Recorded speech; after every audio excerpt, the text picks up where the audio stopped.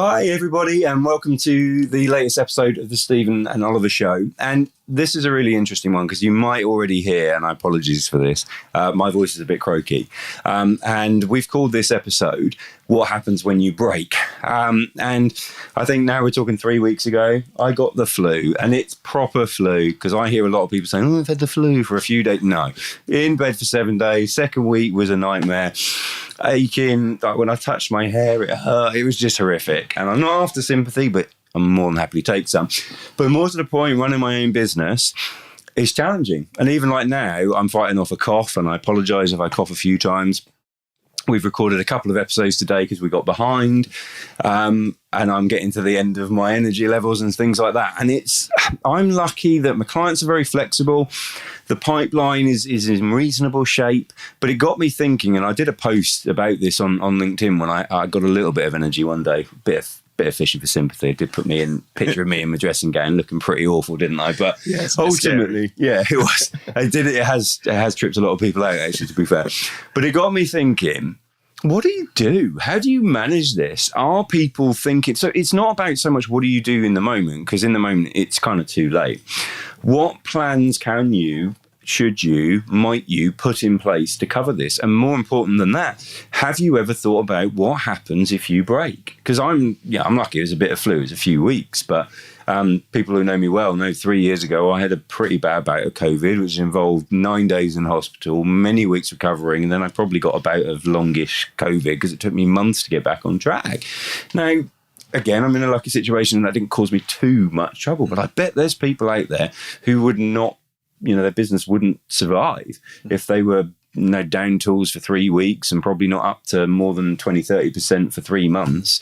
But have they thought about it? And this is what I was agonizing over when I was feeling a little bit better, less sorry for myself. I was thinking, look, this is okay for me, but it's not going to be okay for a lot of people. And I bet many people just put that to the back of their mind. No, absolutely. So what's your experience of it personally, but also what have you seen from clients and what's your advice? I think it obviously depends on what the role is and what you're doing. And, if it's a business where it's fairly automated and you can use AI to support you, then that might be different. But in businesses where you are the person, you are the sole person, I think it's really challenging. And, sat here right now thinking about it, it's like, what can you do? What can you put in place to help you? And I guess it's things like, it's thinking about now, what part of your role, your job, your business can you automate? So it's thinking about what can you put in place now when you are fit in health and everything's great to help if you're not. So it's really looking at your business and kind of dissecting it and going, are there elements of my business that can be done differently? Yeah. So that's my challenge. And when I thought about you, I hadn't seen Oliver, and I saw the picture on LinkedIn. I'm not going to lie, I was kind of a bit, worried about it because we'd spoken and I knew he was ill, but I was like, whoa, Didn't know you were that ill, yeah. And then, we bumped into each other, by accident in the city, and, he looked ropey, he absolutely looked ropey. And then I started to think about, how his business is structured and how he's set up, that actually Oliver will be okay. But how are other businesses set up and structured, and would they be okay? So it's almost that phrase, isn't it?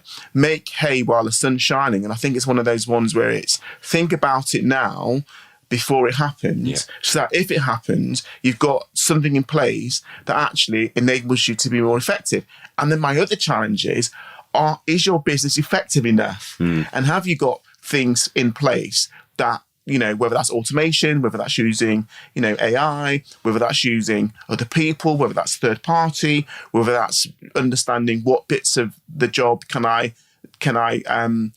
cascade to someone else, what bits of the job do I actually need to do weekly, monthly, bi-monthly, 6 monthly, yearly. So it's really, I'm getting into my mentoring coaching bit here, but it's really about looking at your overall business and saying, if the worst was to happen, how effective could my business be for 1 month, for 3 months, for 6 months? Because that, I think, is the challenge. And that's what I really thought about, Oliver, when I thought about your scenario. And then the other side to it, and I know we weren't really going to touch on this, but it's almost like looking at the telltale signs your body's telling you to say, you need to stop. Otherwise, you're going to get more ill. Yeah. Because there's that side to it. And I know there'll be lots of people listening to this going, Stephen, I'm not in that situation. Basically, I just have to keep on working. And then my challenge is, at what detriment? Yeah.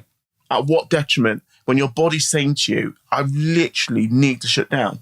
And then I would go one step further. By not shutting down, are you producing poor quality? Yeah. Is the service where it needs to be? Is it consistent enough because of that?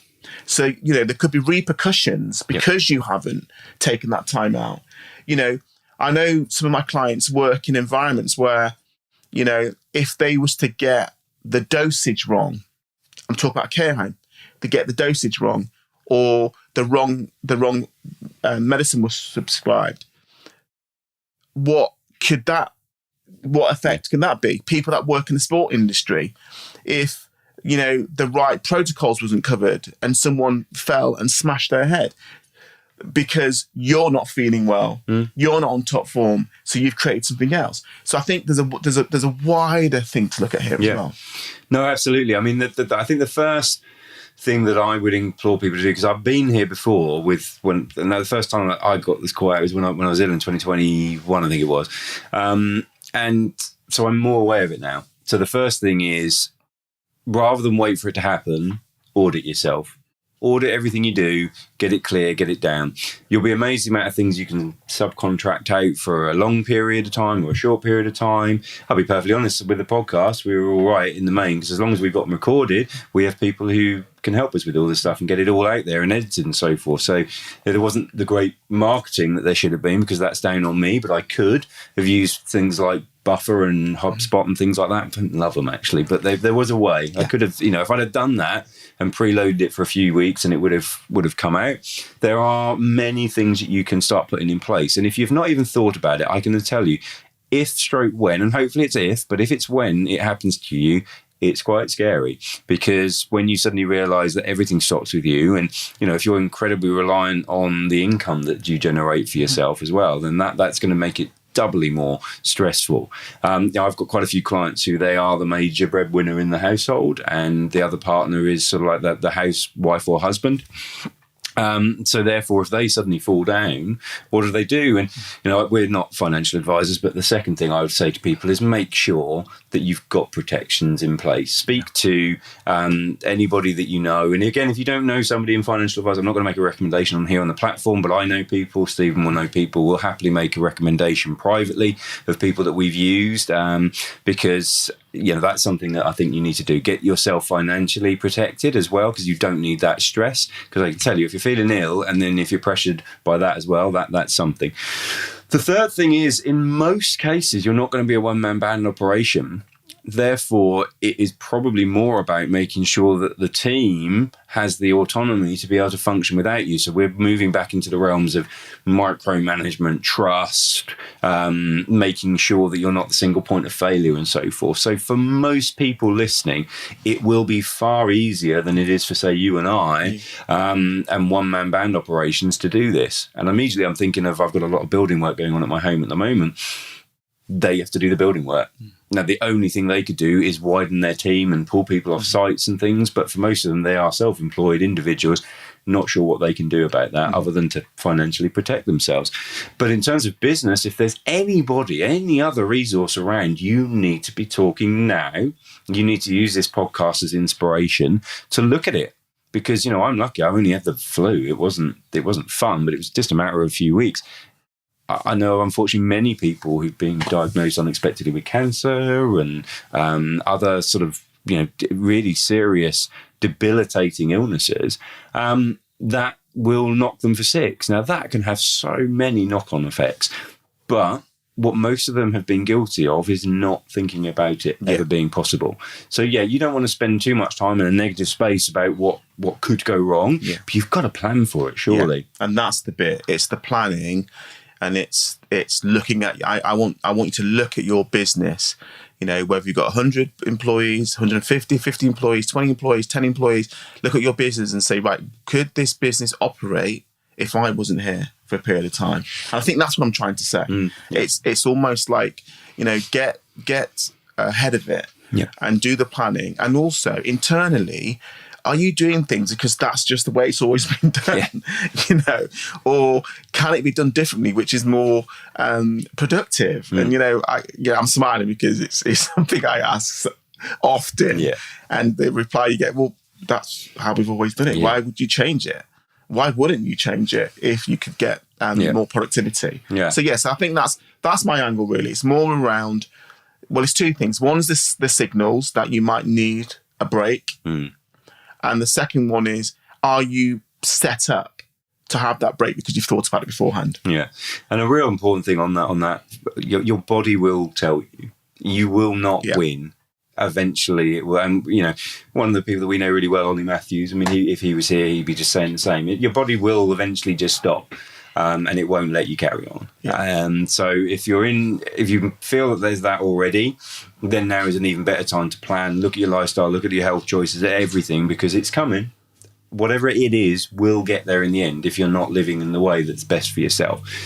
So, I know it's a bit of a morbid one. It's a bit of a, it's probably not the most motivating, but if it motivates you to have a think about it, then it's worked. Absolutely. Because, it's the first time I've been ill for 3 years. I've been very, very lucky from a bad case with COVID. I've been absolutely clear. And this is the first time I was like, oh, yeah, that. But I was in far better position this time to be able to cope with it. And it was luckily, hopefully, touch wood, much shorter period. So I stopped fishing for sympathy there. Implore you all to do, like I say, an audit of what you do. And we're not talking about just one-man band operations. I think, as you've said, any size business, make sure you do not have single points of failure. And where you do, look to remedy it. Absolutely. It's possible. Yeah. So that's it from me. Any final closing points? And I guess we have talked about that word trust again, but again, it might mean that you need to trust people within your organisation to be able to set that up. Yeah. It's not any business that has employees and they're relying on one person, then you got a problem. Yeah. You have got an absolute problem because there's only so much one person can do. Yeah. So what I would say is, do the audit now, do the work now, and think about what if. Yeah, absolutely. That's perfect. That's a perfect way to signal off, because like those people, they can leave, for goodness sake. I mean, what's their notice period? That's a good thing. I look. Yeah. What's people's notice period? That wonderful person who's doing a great job. What if they say, I don't want to do it anymore? And then you turn out they've got a month's notice. Yeah. Anyway, so hopefully that motivates people to have a think about it. Hopefully it hasn't scared too many people.